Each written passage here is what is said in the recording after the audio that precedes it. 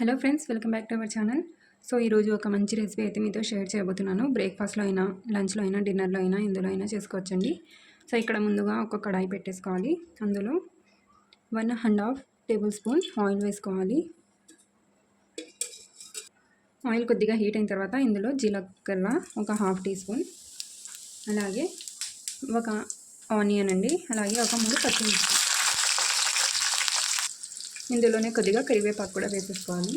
వేసుకొని colour change అయ్యేంత వరకు బాగా వీటిని ఫ్రై చేసుకోవాలి. ఇందులోనే ఒక ½ టీ స్పూన్ పసుపు కూడా వేసుకోవాలి. వీడియోని స్కిప్ చేయకుండా చూడండి, అప్పుడే రెసిపీస్ వీడియోస్ అన్నీ బాగా అర్థమవుతాయి. ఓకేనా, ఇది బాగా ఫ్రై చేసేసుకోవాలి. ఇప్పుడు సో ఆనియన్స్ బాగా కలర్ చేంజ్ అయిన తర్వాత ఇందులో టమాటా పండ్లన్నీ ఒక 3-4 మీడియం సైజ్ టమాటా పండ్లను ఇలా కట్ చేసుకొని వేసుకోవాలి.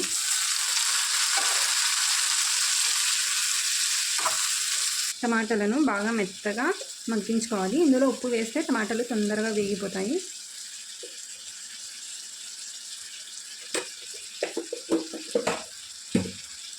సో ఇలా వేసుకుని టమాటాలను బాగా మెత్తగా అయ్యేంత వరకు కుక్ చేసుకోవాలి.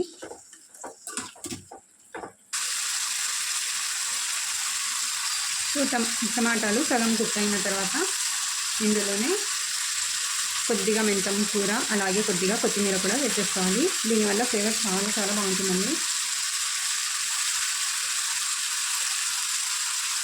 వేసుకొని బాగా మొత్తం మిక్స్ చేసుకోవాలి. మిక్స్ చేసుకొని టమాటాలను బాగా మెత్తగా కుక్ చేసుకోవాలి.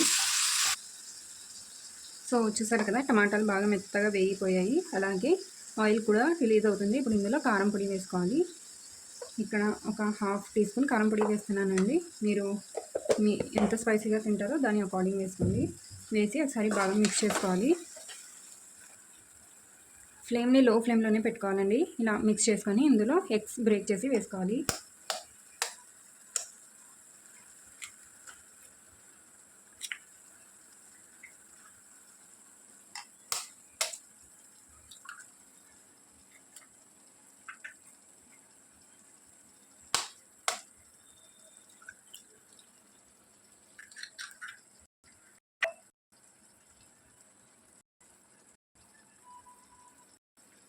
సో ఇక్కడ నేను 3 ఎగ్స్ తీసుకున్నాను. మీరు తక్కువ కూడా తీసుకోవచ్చు.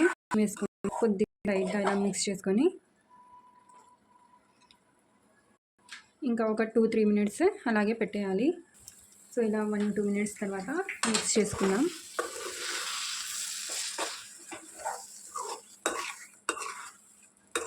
ఇలా బాగా మిక్స్ చేసుకొని లైట్గా మళ్ళీ ఒక 2 నిమిషాలు వదిలేయాలి. సో 1-2 మినిట్స్ తర్వాత మొత్తం మరి మిక్స్ చేసేస్తున్నాం. ఇలా బాగా మిక్స్ చేసుకోవాలి.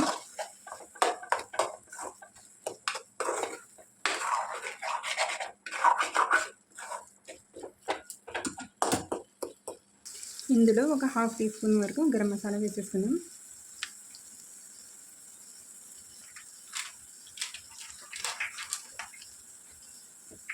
వేసుకొని మొత్తం బాగా మిక్స్ చేసుకోవాలి. ఇక్కడ నేను రైస్ చేసి పెట్టుకున్నానండి ఆల్రెడీ. మీరు కావాలంటే మిగిలి ఉంటుంది కదండి రైస్, దాంతో అయినా ఇలా ప్రిపేర్ చేసుకోవచ్చు. బట్ నేనైతే ఇక్కడ ఫ్రెష్గా ప్రిపేర్ చేశాను అనమాట రైస్. ఓకే అండి, ఇదైతే రెడీ అయిపోయింది. ఇప్పుడు దీన్ని పక్కన పెట్టేసి సో ఇక్కడ రైస్ నేను ఆల్రెడీ ప్రిపేర్ చేశాను. మీరు ఒకవేళ బ్రేక్ఫాస్ట్లో కూడా చేసుకోవచ్చు. నైట్ మిగిలిపోయి ఉంటుంది కదండి రైస్, బ్రేక్ఫాస్ట్లో అయినా మీరు చేసుకోవచ్చు. ఇలా చాలా బాగుంటుంది, చాలా టేస్టీగా ఉంటుంది అనమాట. పుల్లగా టమాటాలు వేసాను కదా, సో దానివల్ల పుల్లగా ఉంటుంది.